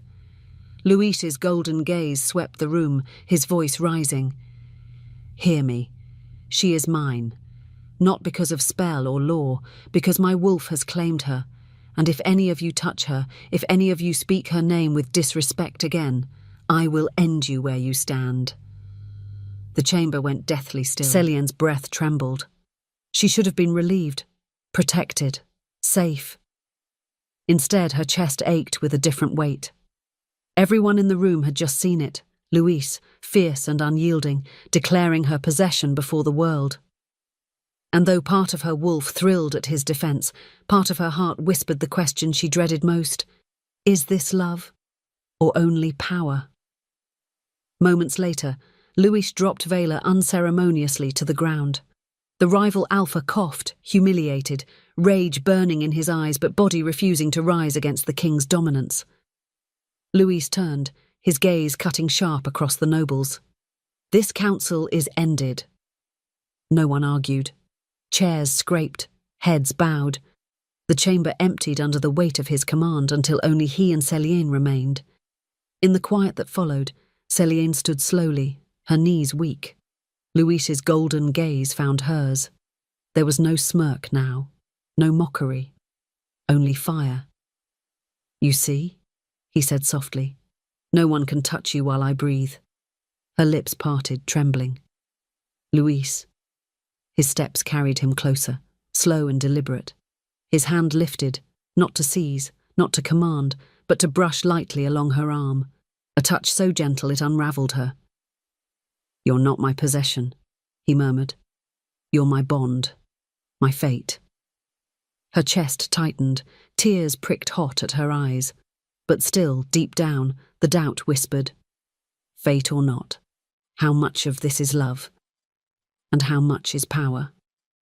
Meanwhile, outside the chamber, whispers spread like wildfire. "The king nearly killed Vela. The girl is untouchable now. She truly is his Luna." But in shadowed corners, other whispers grew darker. "If she is his fate, then she is his end. Strike her and the throne falls." Enemies sharpened their knives. And Celiane, walking beside Luis with her heart pounding, realized the noose around them both had only tightened. Chapter 16. The council chamber burned hotter than any battlefield. Flames hissed in tall braziers, but it wasn't fire that scorched Celiane's skin. It was their eyes, dozens of them, nobles, advisors, envoys, piercing her with loathing, contempt, fear. She sat stiff, hands clasped in her lap, heart pounding. Luis loomed beside her at the head of the table, his presence as steady as stone. Yet even his shadow couldn't shield her from the venom that filled the room. "Your Majesty," one councillor began, his voice sharp, oily, "the girl is a liability. Already 3 kingdoms prepare for war, and what unites them? Her." Another slammed his fist against the table. "Exile her. End this fast before it costs us the throne." Celiane's throat tightened. Exile. The word rang like a sentence. She lowered her gaze, nails digging into her palms. One by one, voices rose, each heavier than the last. She is unfit. She divides us. She bewitched you. She must go. Her wolf whimpered inside her chest. She fought to keep her expression calm, to keep her tears hidden, but every word carved deeper until she could barely breathe. Luis rose suddenly, slamming his hands against the table. The wood cracked beneath his strength, silence exploding through the chamber. "Enough!" His voice rolled like thunder, shaking the stone walls. Golden fire blazed in his eyes as he glared down the table. "You dare to speak of her exile? You dare suggest I abandon what fate has bound to me?" His growl rumbled low, primal, dangerous. "She is mine. My Luna, my mate. You will not touch her. You will not speak against her again." The council shrank under his fury, but defiance still lingered. "Your Majesty," one whispered hoarsely, "if you keep her, you risk your throne. You risk your kingdom." Celien's breath caught. Risk, for her. The thought struck like a blade. He had chosen her, defended her, roared for her, and in return, his throne trembled beneath him. His kingdom stared down war. Because of her. The meeting ended in fractured silence, the nobles retreating with dark glares and sharper whispers. Luis turned to her, his golden gaze fierce. "Do not listen to them. You are mine. Always." But his words rang hollow in her ears. She saw only the truth behind their fury. Enemies gathering, allies faltering, a throne tottering, all because of her. That night she stood at her window, moonlight spilling across her trembling hands. If I stay, he loses everything. If I leave, maybe he survives. Tears burned hot down her cheeks. Her wolf howled in protest, but her pride whispered of sacrifice. And just like that, her resolve hardened. I will leave. For him. Chapter 17. The corridors were quieter than usual that morning, yet the silence felt heavy, deliberate, as if every servant and courtier had been instructed to watch but not speak. Celien moved quickly, clutching her skirts, desperate to slip past the stairs. She had almost reached her chambers when the sound of soft laughter pricked her ears. Ariel and Marissa stepped from the shadows, their gowns shimmering like sharpened blades, their smiles sweet and cruel. "Well, well," Ariel purred, blocking her path. "Our little sister, the king's— what is it they call you?" "Ah, yes. His possession." Marissa's laughter was softer, meaner. "Possession, spell, scandal. The words change, but the truth doesn't. You're nothing, Celien, you always have been." Celien stiffened, jaw tightening. "Move." But Ariel leaned closer, her perfume cloying, her whisper sharp. "Oh, we'll move, but not before reminding you of what you are." Her smile widened, venom dripping. "He doesn't love you. He can't. Men like him don't love girls like you. You're a pretty toy, a moment's distraction. When he tires of you, and he will, he'll toss you aside like the maid you were born to be." Marissa's voice slithered close. "And when he does, we'll be there, waiting, ready to give him the Luna he deserves." Celien's breath hitched, but she forced her face into stillness. "Don't let them see you break." Yet inside their words struck deep. Her wolf whimpered low, restless, but her pride faltered. What if they're right? What if I am nothing but a toy? She brushed past them without a word, but their laughter followed, chasing her down the hall. Once the echo of her footsteps faded, Ariel turned to Marissa, her eyes gleaming. "It will be simple. He's a man after all, a powerful man, but still a man. We'll lure him, tempt him, one of us, or both, if need be. We'll undo him." Marissa smirked, tugging her gown tighter across her chest. "And when he sees what he could have instead of her, he'll remember who we are. He'll remember that Celien is nothing." They laughed softly, already plotting their approach, convinced of their victory. Back in her chambers, Celien slammed the door shut and leaned against it, breath shuddering. She stared at her reflection in the bronze mirror across the room. The girl staring back looked pale, small, fragile. Not a queen, not a Luna. Their words replayed, stabbing deeper each time. He doesn't love you. You're nothing. A toy. Her chest ached. Her pride wavered. And for the first time, her heart whispered the fear she had tried to bury since the beginning. What if they're right? Slowly, she moved to her trunk. Her hands shook as she lifted the lid, fingers brushing over the plain clothes she had worn before the ceremony. Simple dresses, coarse fabric, the life she thought she had left behind. Her throat closed. Maybe it's time to go back, to vanish before he realizes they were right all along. Tears blurred her vision as she folded a dress into the trunk. The act felt like betrayal, like tearing herself in half, but her pride told her it was the only way. If he loves me, she whispered to the empty room, he'll be better without me. But the silence gave no answer. Only the sound of her own heart breaking. Later that evening, her stepsisters slipped into the West Wing, where Luis and his advisors often gathered. Ariel trailed her fingers across the marble banister, her smile practiced, predatory. Watch how easily he forgets her, she murmured. Marissa adjusted the fall of her gown, her eyes gleaming with hunger. He won't resist. He never does. No man does. They disappeared into the flickering torchlight, laughter echoing down the corridor, carrying the scent of betrayal with them. Célienne, kneeling by her trunk, froze as the sound reached her ears. Her wolf stirred, uneasy, growling faintly. She wiped her tears with the back of her hand, whispering to herself. No, he wouldn't. Not him. But her voice shook, and doubt crept in like poison. Chapter 18. The night was thick with storm. Clouds choked the moon, shadows swallowed the palace halls, and the wind rattled shutters like an omen. Célienne moved quietly, clutching the small bundle she had packed. Her hands trembled with every step. Her wolf whined inside her chest, restless, protesting, but she pressed on. If I stay, he falls. If I leave, he survives. It has to be this way. Yet her heart betrayed her with every beat, whispering his name, replaying the almost kiss, the way his fingers had brushed her cheek, the way his eyes had softened for her alone. She shook the memories away. No, I can't afford weakness. As she neared the council wing, voices drifted through the heavy oak doors. She froze, pressed against the cold stone, her wolf pricking sharp at the sound of his voice. Luis. Her heart lurched.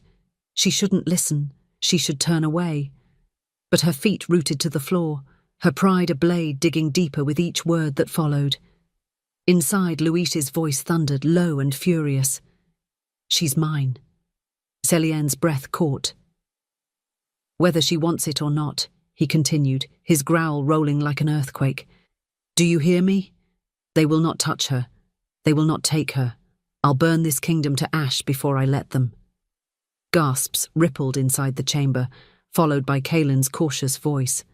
My king, such words will only feed their fears. They already whisper that she binds you, that she bewitched you. Luis's answer was sharp, cutting through stone. Then let them whisper. She is mine. Nothing they say will change that. Célienne's knees weakened. The words stabbed deeper than any dagger. Mine. Whether she wants it or not. Not love, not devotion, possession, a chain. Her chest ached so fiercely she pressed her hand against her ribs as though to keep her heart from breaking in half. Tears blurred her vision. Her wolf howled inside her, torn between bond and pride. She shook her head, stumbling back from the door. No, I can't. I can't do this. She turned and fled, the echo of his voice chasing her through the corridors. She's mine, whether she wants it or not. The words clanged in her skull, twisting into the proof her stepsisters had whispered. Proof that he didn't love her. Proof that she was only a claim, a possession, a trophy of fate. By the time she reached her chambers, her tears had already soaked the front of her dress. She shoved the last of her belongings into the small bundle and tied it tight with shaking hands. She paused only once at the mirror. The girl staring back looked nothing like a queen. Her blue dress was rumpled, stained from old wine. Her cheeks were streaked with tears. Her eyes, once so fierce when she had faced down the council, looked hollow. Ariel's words rang back in her ears. "He'll never love you." Marissa's laughter echoed cruelly. "You're nothing." And now, Louise's own voice, sealing her despair. Mine, whether she wants it or not. Her reflection blurred as her tears spilled anew.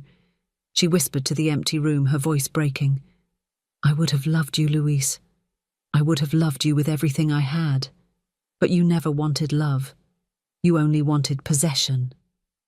Her wolf whimpered, clawing at her chest, begging her to stop, to turn back. But Celienne's pride, her wound, her fear of being nothing, forced her forward. She pulled the hood of her cloak up, hiding her face, and slipped out into the night. The palace gates loomed high, guarded but drowsy. The storm masked her steps, thunder covering the creak of hinges as she slipped through the narrow postern gate used by servants. The rain struck cold against her cheeks, washing away her tears, but it couldn't wash away the hollow ache in her chest. She didn't look back. Not at the towers, not at the torches, not at the man whose name she still whispered with every breath. She vanished into the storm.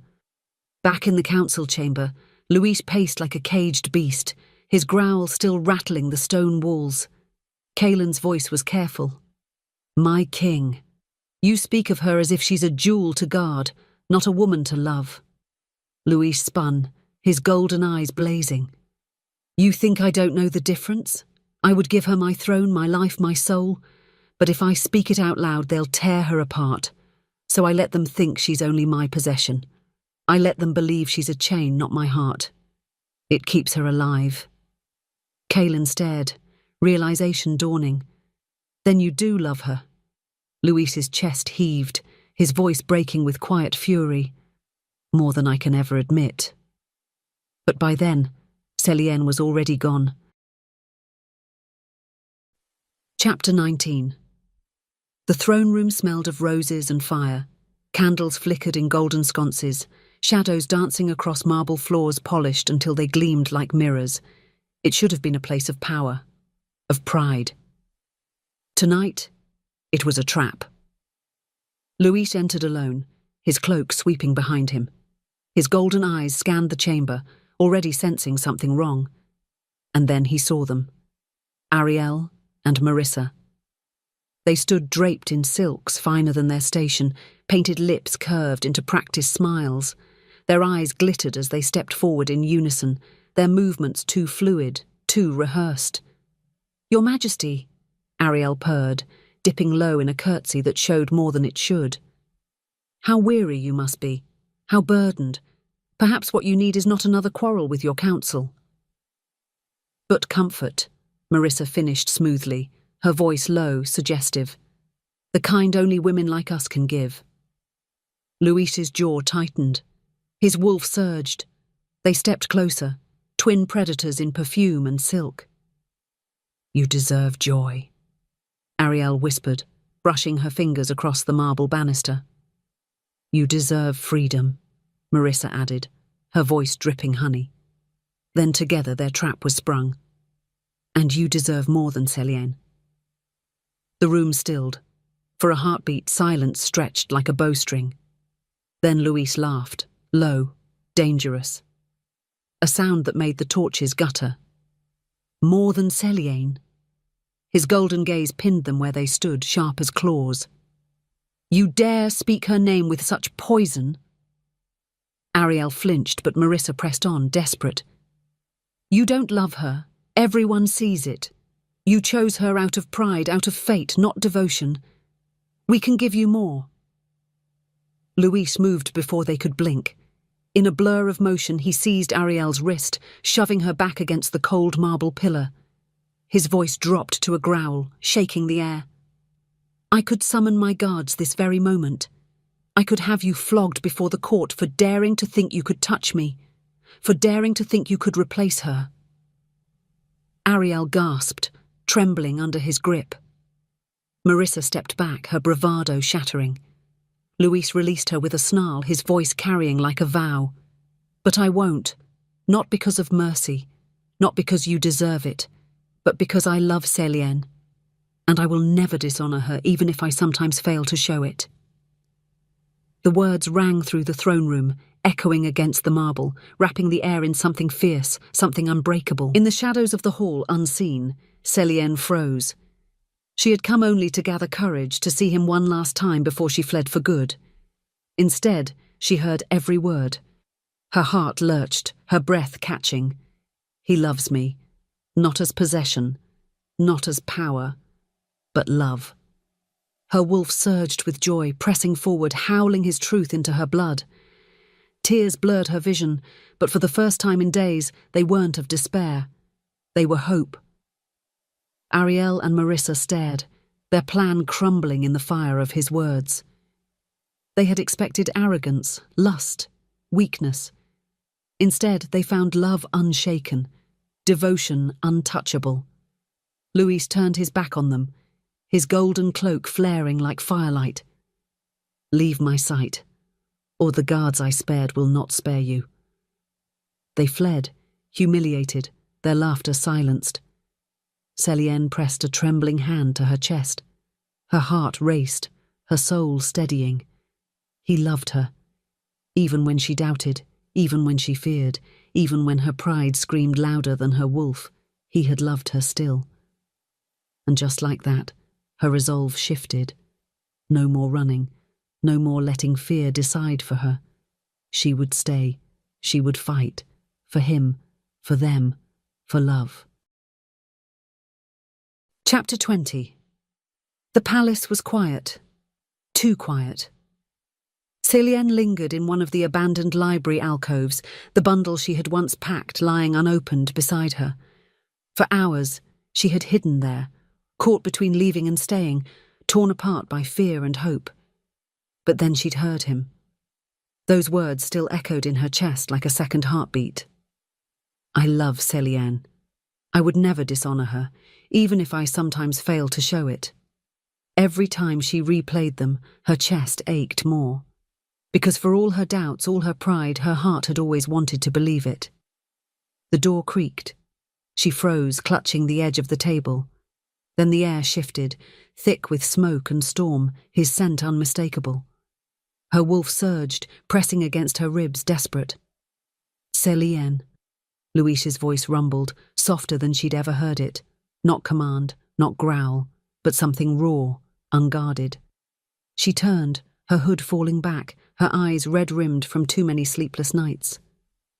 How did you find me? His golden gaze locked on her. Steady, fierce. I would find you anywhere. Silence stretched. The storm of all their quarrels, their wounds, their pride lingered between them. Then Luis stepped closer, slow, deliberate. I've been a fool, he said quietly. Her lips parted, disbelief flickering. You? Admit that? A faint, rueful smile tugged at his mouth. Yes, because it's the truth. My arrogance. His voice caught and he exhaled sharply. It was armor. I thought if I made myself untouchable, no one could use me, no one could hurt me. Celienne swallowed hard. And me? What was I to you then? A shield? A trophy? His steps brought him right before her. He reached out slowly, brushing his knuckles along her cheek. No, he whispered. You were the crack in the armor, the one thing I couldn't keep out. And I didn't know how to handle it. Her breath trembled. So you tried to own me? Yes, he admitted, his voice raw, because I thought if I controlled it I'd be safe, that we'd be safe. But I was wrong. His eyes searched hers, fierce and pleading all at once. I don't need obedience, Celienne. I don't need submission. I need you, your fire, your defiance, your truth. Her chest tightened. Tears pricked hot at her eyes, but this time they weren't born of despair. You mean that? She whispered. Luis nodded, his hand cupping her cheek, thumb brushing the line of a tear. I would burn kingdoms for you. But what I want, what I need, is to stand beside you, not above you. To be a king at your side, not a master holding a leash. Her breath caught, her wolf surged, pressing forward with joy. The space between them burned. With every heartbeat, the bond pulsed hotter, undeniable. His golden eyes softened, the fire of possession giving way to something deeper, steadier. Love. Celiane, he murmured, his forehead brushing hers. Forgive me. Her lips trembled. I don't know if I can forget what you've said, what you've done. I don't ask you to forget, he said softly, only to let me prove I can be more. For you. Her hands shook as she lifted them, pressing against his chest. His heartbeat thundered beneath her palms. Steady, wild, alive. I don't need a crown, she whispered. I don't need palaces, or thrones, or power. Louise's breath caught, his voice breaking. What do you need? Her tears fell as she answered, voice steady at last. I need to be seen, not as possession, not as scandal, but as me. His chest heaved, his hands gripping hers against his heart. Then that is what you'll have, always. Silence wrapped them, not empty but full. The storm between them had broken, leaving something new, fragile and fierce in its place. Louise leaned closer, his lips brushing hers, not a command, not a claim, but a question. She hesitated only a breath before answering, her lips meeting his in a kiss soft as firelight. It wasn't the desperate hunger of fate's pull. It wasn't possession. It was promise. When they finally drew apart, her breath was unsteady, but her eyes shone brighter than they had in days. Louise smiled faintly, brushing her hair back. Come with me, stand with me. Let them see who you are. Her chest swelled. For the first time, she believed she could. She nodded slowly, her voice steady. Yes, let's face them. Together. And so, hand in hand, they walked out of the shadows of doubt, toward the council chamber where whispers still festered. But this time, Celiane's steps were sure, her shoulders straight, her wolf pressed forward, no longer whimpering but howling, proud and fierce. Because now she knew the truth. He didn't need obedience. He needed her. Chapter 21. The council chamber had never felt so heavy. Dozens of torches blazed against the stone walls, their smoke curling upward, but the heat that filled the room was not from fire. It was tension, thick, suffocating, dangerous. Nobles lined the great table, their faces sharp as blades, their whispers cutting through the silence like knives.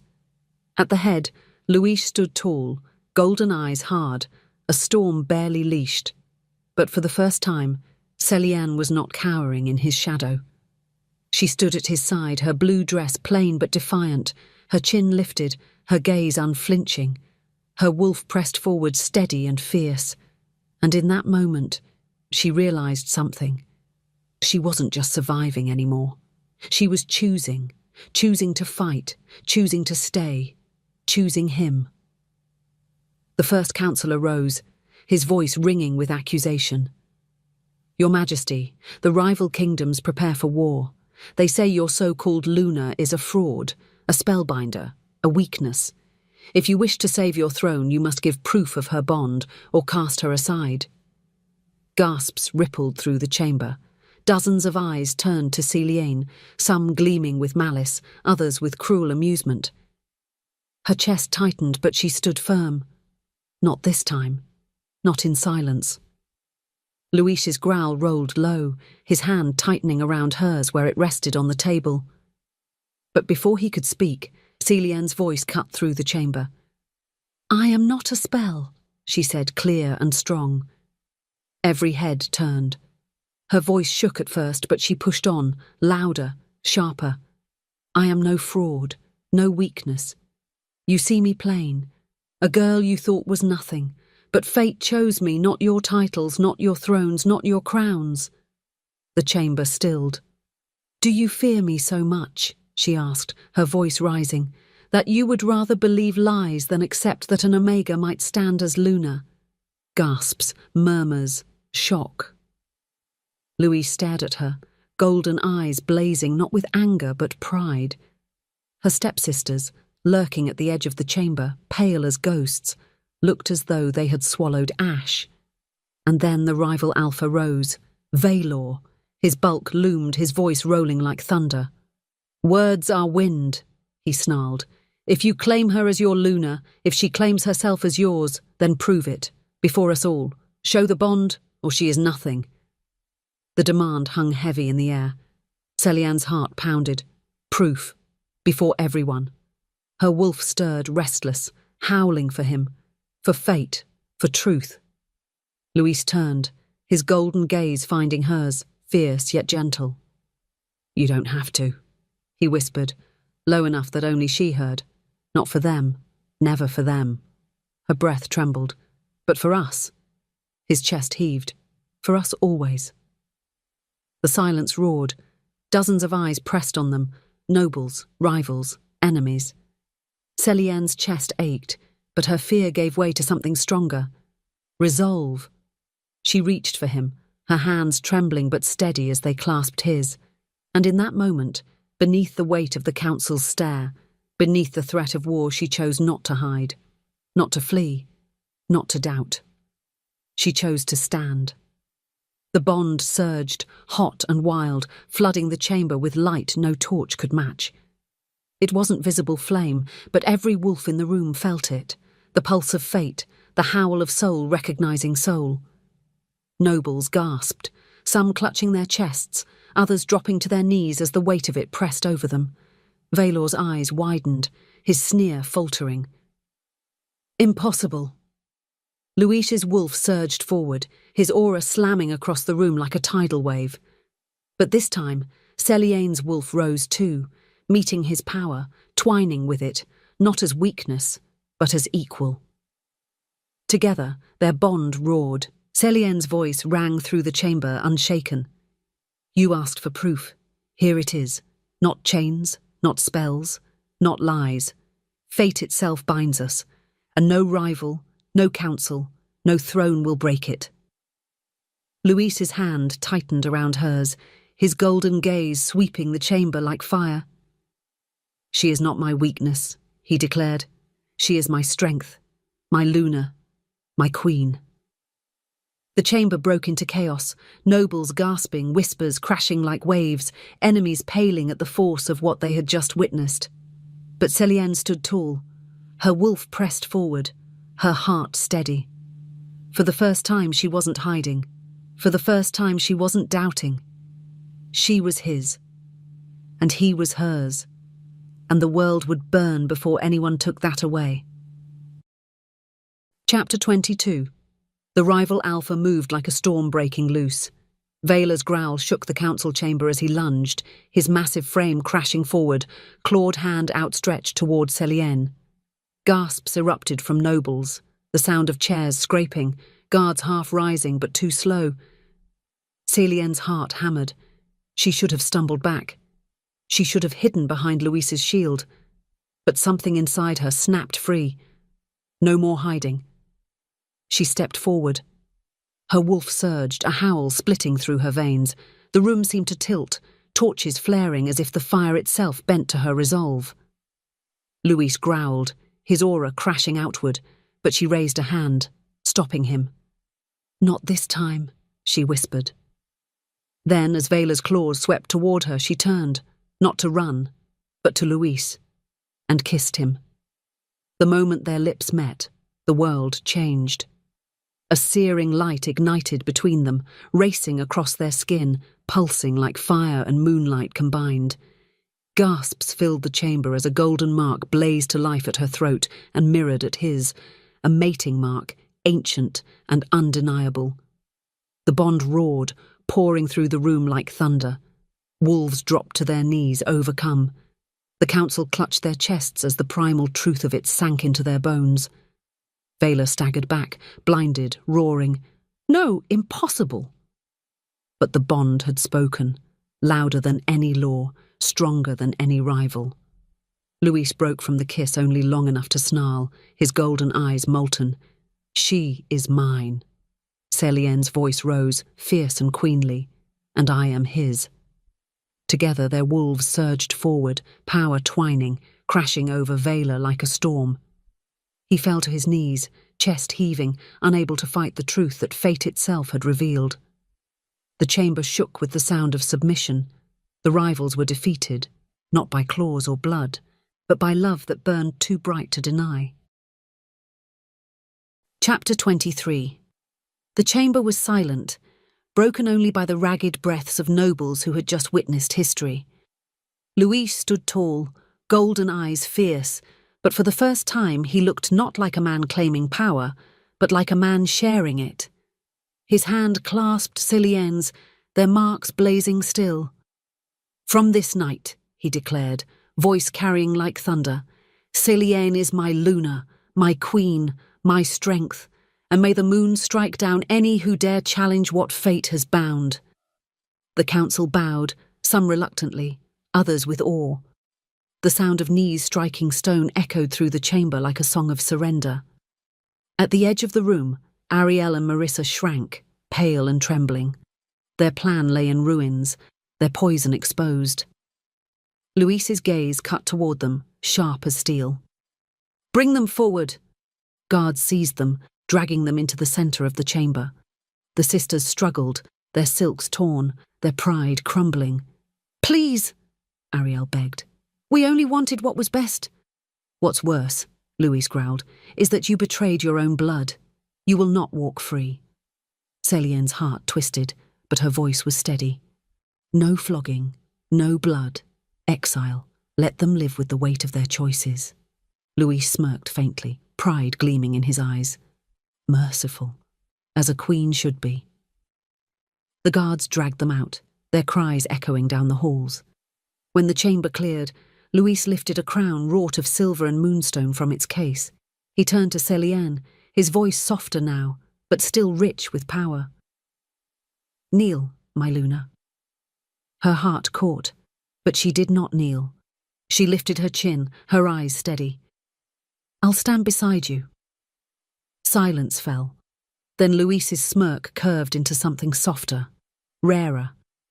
He placed the crown upon her head as she stood tall at his side, and for the first time, the council saw not an Omega in blue, but their queen. Chapter 24.